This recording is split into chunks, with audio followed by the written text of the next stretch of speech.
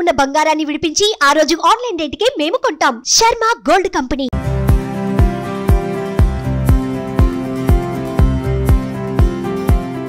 Hi hello welcome to Suman TV. నేను మీ Roshan. Present మనతో పాటు ఉన్నారు ఘంటసాల గారి అల్లుడు సురేంద్ర గారు. సో హాయ్ సార్, నమస్తే. నమస్కారం. సురేంద్ర గారు, సో ఒకప్పుడు చైల్డ్ ఆర్టిస్టులు అంటే ఎలా ఉండేవాళ్ళో మాకు తెలుసు. వాళ్ళు కూడా ప్రాణం పోసేవాళ్ళు ఒక క్యారెక్టర్కి. అలాంటిది మీరు దాదాపు 50 సినిమాలకు పైగా చైల్డ్ ఆర్టిస్ట్గా చేశారు. గుండె మామిడి కొమ్మ మీద గూళ్ళు రెండున్నాయి. ఎస్, ఆ సాంగ్లో కనిపించే అబ్బాయే ఈ అబ్బాయి. సో ఇప్పుడు ఇలా అయిపోయారు ఈ అబ్బాయి. సో ఈ అబ్బాయి చాలా సినిమాలకి చాలా దూరంగా ఉన్నారు. సో నిజంగా చాలా హ్యాపీగా ఉంది సార్ మిమ్మల్ని కలవటం. సో ఎలా అనిపిస్తుంది అంటే దాదాపు ఇన్ని సినిమాలు, మామయ్య మీరు, సినిమా ఇండస్ట్రీ అంటేనే మామయ్య గారు ముందు, మామయ్య గారు తర్వాత అని చెప్పుకుంటారు. సో ఏం చెప్తారు? ఆయన చాలా గొప్ప వ్యక్తి. మేము చిన్న చిన్న వాళ్ళం. మా ప్రస్థానంలో పెద్ద ఇంపార్టెన్స్ ఇవ్వలేదు సినిమాలకి. మా అమ్మగారికి ఇంట్రెస్ట్ నేను హీరో అవ్వాలని. ఓకే. నాకు ఏ ఇంట్రెస్ట్ లేదు. సో ఎప్పుడైతే నేను ఒక స్టేజ్కి వచ్చి కాదు నాకు అక్కర్లేదు అని చెప్పగలిగానో ఆ రోజు నేను ఇంకా పిక్చర్లకు దూరంగా వెళ్ళిపోయాను. తర్వాత చదువుకున్నాను. నా ప్రస్థానం వేరు. నాకు చిన్నప్పటి నుంచి బిజినెస్ మ్యాన్ అవ్వాలని ఆశ. ఓకే. అదే అంటే ఘంటసాల గారికి మీకు సంబంధం లేదు? ఆయన చిన్నప్పటి నుంచి మేము అందరం కలిసి చదువుకున్నాం. ఓకే. సో సంబంధం లేదంటే తెలియని వ్యక్తులు అయితే కాదు. ఓకే. కానీ ఇలాగ రిలేషన్షిప్ ఏం లేదు. మా అమ్మగారు కూడా అదే మ్యూజిక్ కాలేజీలో డ్యాన్స్ నేర్చుకునేవారు. సో ఫ్యామిలీస్కి అయితే తెలుసు. ఓకే. కానీ మాకు ఏమి చుట్టరికాలు లేవు. ఓకే. సో అదే తర్వాత మీరు ఇంటి అల్లుడయ్యారు కదా, ఆ ఫీలింగ్ ఎలా ఉంది తర్వాత? తెలిసిన అమ్మాయి చిన్నప్పటి నుంచి నాకు బెస్ట్ ఫ్రెండ్. ఓకే. అలాగా, అంతేగాని ఘంటసాల గారు అమ్మాయి అని ఏమీ ప్రేమించలేదు. అలా జరిగిపోయింది అంతే. ఓకే. సో ఆల్మోస్ట్ ఎన్ని సినిమాలు చేశారు సార్ యాజ్ ఏ చైల్డ్ ఆర్టిస్ట్గా? 50 పిక్చర్ల దాకా చేశాను. 50 మూవీస్.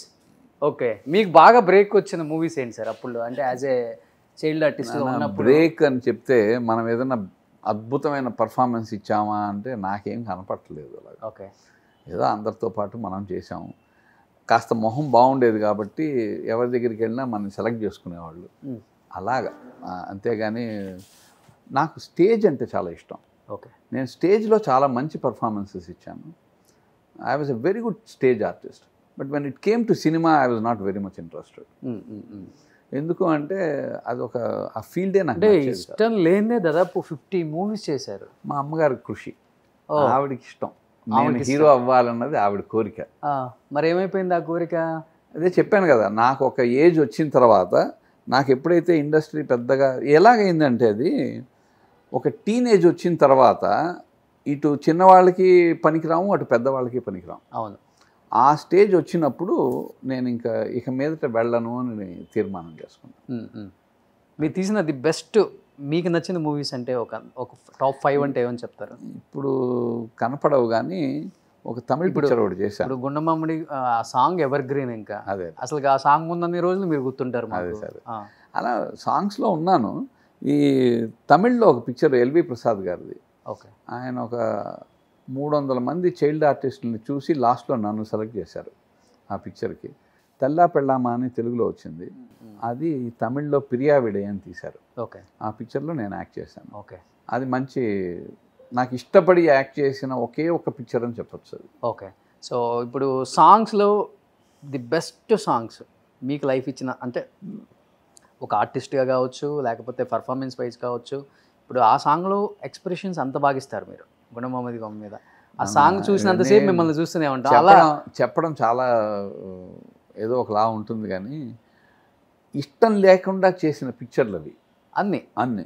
ఓకే. పెద్ద జాలీగా వెళ్ళి ఏదో ఆడుతూ పాడుతూ చేసుకుని వచ్చాం.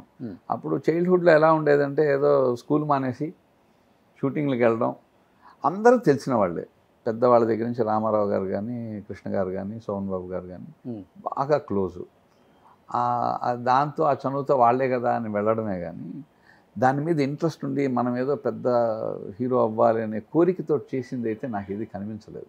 నేను తర్వాత చూసుకున్నాను కదా, నాకేం పెద్దగా అనిపించలేదు. ఘంటసాల గారికి చెప్పారా మావయ్య గారికి ఎప్పుడైనా ఆయనకి కూడా ఆయన తెలుసా మీకు చనిపోయారు. ఇంట్రెస్ట్ లేదని? నన్ను ఒకసారి నేను ఒక షూటింగ్లో ఉండేటప్పుడు ఆయన అప్పుడే రికార్డింగ్కి వస్తున్నారు. వచ్చినప్పుడు ఏంటి కుర్రాడు ఎవరు ఇతను అంటే చెప్పారు ఇలా ఫలానా అంటే ఆయన నన్ను ముద్దు చేసుకుని ఆయన ఒళ్ళో కూర్చోబెట్టుకున్నాడు. అప్పటికి ఆయనకి మా అమ్మగారి తరఫున నేను మా అమ్మగారి అబ్బాయినని కూడా ఆయనకి తెలియదు. ఓకే. తర్వాత వాళ్ళు క్లోజ్ తెలుసు, క్లోజ్ అని చెప్పలేము కానీ తెలుసు, ఒకే కాలేజ్ కదా అందుకని తెలుసు. సో బట్ ఆ ఇంటికి అల్లుడయ్యారు. సో అప్పుడు మామయ్య గారి సినిమాలు, మామయ్య గారి ఆ జర్నీ చూసినప్పుడు ఏమనిపించింది? Legend, great persons. వాళ్ళ గురించి మనం చెప్పగలిగేది ఏముంటుంది చెప్పండి. వాళ్ళ కష్టాలు, వాళ్ళ journey is a very great journey. వాళ్ళు ఇది అవ్వాలి అని వచ్చి దాన్ని సాధించిన వాళ్ళు. ఇప్పుడు అదే మీరు నన్ను వేరే ఫీల్డ్లో, నా ఫీల్డ్లో అడిగితే నాకు చచ్చినంత జర్నీ ఉంది. కానీ సినిమాని చూసుకుంటే అది మా అమ్మగారి జర్నీ. ఆవిడకి ఇష్టం నేను చెయ్యాలి అని. నాకు నాటకాలంటే ఇష్టం ఉండేది. నేను ఏకపాత్ర అభినయాలు చేస్తాను, దాంట్లో నాకు మంచి పేరు ఉంది, రేడియో ఆర్టిస్ట్ని. ఓకే. అలా మనకేంటంటే ఓకే ఉన్ననాడు ఏదో చేసాం అంతే. అసలు ఇప్పుడు మీరేం ఫీల్డ్ అసలుకి? నాది రియల్ ఎస్టేట్. Real estate. అర్థం, ఇల్లు చూస్తేనే అర్థమైపోయింది. రియల్ ఎస్టేట్ ఏ రేంజ్లో చేస్తారు? నాకు 4-5 బిజినెస్లు ఉన్నాయి. నేను ఇండియాలో చాలా నెంబర్ 1 ఫస్ట్ నేనే స్టార్ట్ చేసిన బిజినెస్లు చాలా ఉన్నాయి. ఏంటి సార్ అవి? Cable television.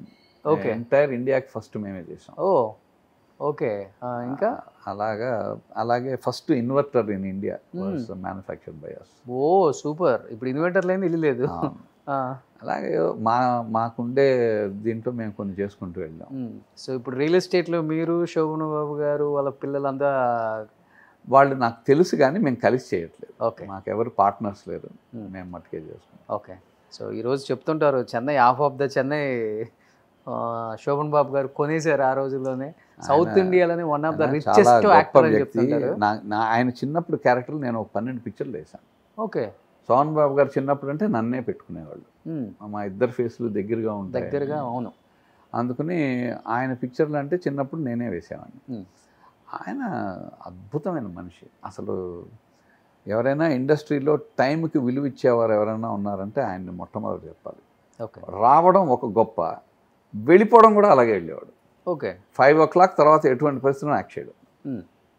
అటు సైడ్ ఎవరు ఏమైనా కానీ 5 o'clock ఏదో 9 to 5 ఆఫీస్కి వచ్చినట్టు చేసేవాడు. అది ఆయన దగ్గర నేర్చుకోవాల్సిన డిసిప్లిన్. గ్రేట్. ఇంకేం నేర్చుకున్నారు ఆయన దగ్గర నుంచి? బిజినెస్ కూడా నేర్చుకున్నారా? బిజినెస్ నేర్చుకునేంత వయసు కాదు అప్పుడు. ఓకే. సో మామయ్య గారి సాంగ్స్లో మీకు బాగా నచ్చిన పాట? అయ్యో 1-2 ఆయన నచ్చని పాటలు అంటూ ఏముంటాయి చెప్పండి. ఒకటి మీకు బాగా. నా హృదయంలో నిదురించే చెలి, కవలలోనే కవ్వించే సఖి, మయూరివై వయారివై నేడే నటన మాడి నీవే నన్ను దోచినావే. అది అలాంటివి ఎన్నో ఉన్నాయి. నేర్చుకున్నారా మామయ్య దగ్గర? ఆయన దగ్గర నేను ఎక్కడ సార్ నేర్చుకుంటాను. ఆయన ఉండే బిజీ. మనం వాళ్ళ ఇంటికి, అప్పుడు మేము వాళ్ళ ఇంటికి వెళ్ళే పరిచయం కూడా లేదు. ఆయన చనిపోయిన తర్వాతే మాకు పరిచయాలు ఎక్కువ. ఓకే. ఎందుకంటే ఒకే స్కూల్లో చదువుకున్నాం అందువల్ల. ఓకే. సో ఆయన చనిపోయేటప్పటికి మీ వైఫ్ కూడా మాకు చిన్నపిల్ల అంట కదా? తను 63లో పుట్టింది, వాళ్ళ నాన్నగారు 74లో పోయారు. తనకి 11 వయసు. ఓకే. నాకు 13 ఏళ్ళు. Okay sir. మా స్కూల్ లీవ్ ఇచ్చారు. ఘంటసాల గారు పోయారంటే అయ్యో పోయారని అందరం పరిగెట్టాం. ఓకే. సో గున్నమామిది ఆ పాట అనేది ఇప్పటికీ ఎవర్ గ్రీన్ కాబట్టి మా కోసం ఒక 2 lines. గున్నమామిడి కొమ్మ మీద గూళ్ళు 2ఉన్నాయి, ఆ ఒక గూటిలోన రామచిలకుంది, ఒక గూటిలోన కోయిలుంది. సూపర్. ఎన్ని ఇయర్స్ అయింది ఈ సినిమా రిలీజ్ అయ్యి? మినిమం 53-54 ఏళ్ళు అయింది. 54 ఏళ్ళు అయినా కానీ సాంగ్ చూడండి ఎంత బాగా గుర్తుపెట్టుకున్నారో. అద్భుతంగా పాడుతున్నారు. ఇప్పుడు కూడా చాలా బాగున్నారు అనుకోండి, అది వేరే విషయం. మంచి పాలిష్డ్. నా ఫ్రెండ్స్ అందరూ సినిమాల్లో ఉన్నవాళ్ళు. సో ఇప్పటికీ నన్ను క్యారెక్టర్ చేయమని అడుగుతూ ఉంటారు. నేను దూరంగా ఉన్నాను. ఎవరు మీ బెస్ట్ ఫ్రెండ్స్ ఇప్పుడు? చాలా మంది ఉన్నారు. ఒకళ్ళ ఇద్దరు చాలా మంది. అదే ఉంటారు కదా మనకంటూ.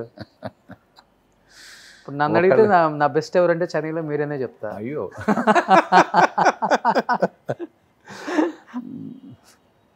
మాకు మేము టీ నగర్లో ఉండేవాళ్ళం కాబట్టి మా వాళ్ళందరూ మా ప్రొడ్యూసర్లు కానీ మా వాళ్ళు కానీ అందరూ పక్కనే ఉండేవాళ్ళం. అందుకని ఫలానా వాళ్ళు మాకు ఎక్కువ, ఫలానా వాళ్ళు తక్కువ అని చెప్పుకోలేం. అందరూ బాగా పరిచయం ఉన్నవాళ్ళు. అంతే. సూపర్. So love marriage. అవును. ఘంటసాల గారు అమ్మాయిని లవ్ చేశారంటే ఏముంది సార్, లవ్ చేయడానికి ఆ అమ్మాయి ఎవరైనా చేస్తారా? నేను డ్యాన్స్ కూడా నేర్చుకున్నాను, కూచిపూడి చేస్తాను నేను. ఓ సూపర్. సో ఇంకా అందరూ ఫ్యామిలీ అంతా బాగా కలిసి ఉంటారు. మాది జాయింట్ ఫ్యామిలీ. మా అక్కయ్య అకంప్లిష్డ్ డ్యాన్స్ మాస్టర్. ఓకే. చిన్ని ప్రకాష్ అని వినే ఉంటారు. చిన్ని ప్రకాష్ మా బావగారు. ఓకే. రేఖా ప్రకాష్ మా అక్కయ్య ఓన్ సిస్టర్. ఓకే. నిన్నే ఇప్పుడే ఫోన్ చేశాను మాస్టర్కి, కుంభకోణం వెళ్ళాను. అవును, అక్కడే ఉంది అని చెప్పి అన్నారు. నాకు బాగా కావాల్సిన వాళ్ళు, నా ఆత్మీయులు అని చెప్పుకోవచ్చు. Okay okay. చిన్ని గారు ఆయన ఇక్కడే ఉంటాడు, పక్క ఊరే, పక్కనిల్లే. సో ఇది చాలా మందికి లాస్ట్లో సస్పెన్స్ ఇద్దామని నేను కూడా ఓపెన్ చేయలేదు. రేఖా ప్రకాష్ గారు ఓన్ బ్రదర్ అనమాట. యాక్చువల్గా ఫస్ట్ పిక్చరు తను యాక్ట్ చేసింది. తను యాక్ట్ చేస్తే తన కాలు విరిగింది. మాతృదేవత అని ఒక పిక్చర్. ఓకే. తనకి కాలు విరిగితే తనకి డూప్గా నేను యాక్ట్ చేశాను ఆ పిక్చర్లో. అదే నా ఫస్ట్ ఎంట్రీ పిక్చర్కి. ఓకే.